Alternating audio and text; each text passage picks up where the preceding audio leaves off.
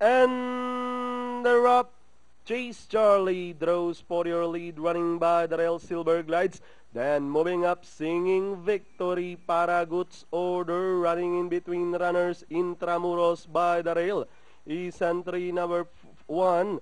And that's Dragon May as they pass the 900 meters post. Silver Glides in command by a length. Singing Victory, sorry outside. Racing in third, Mapagtiis. Followed by Dragon May, Faragut's Order, New Golden City in between runners. Then followed by Intramuros, Chase Charlie as they rounded the last 600. Silver Glide still leading the field, throwing a challenge. Sorry outside, Mapagtiis, New Golden City. Then comes Faragut's Order, Singing Victory as they turn for home. Silver Glide still leading the field.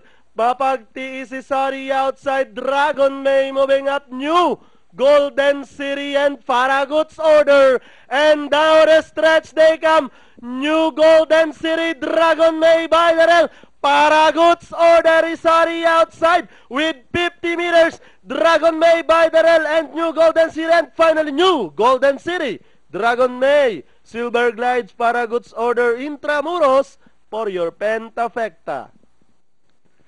Okay, a very exciting race.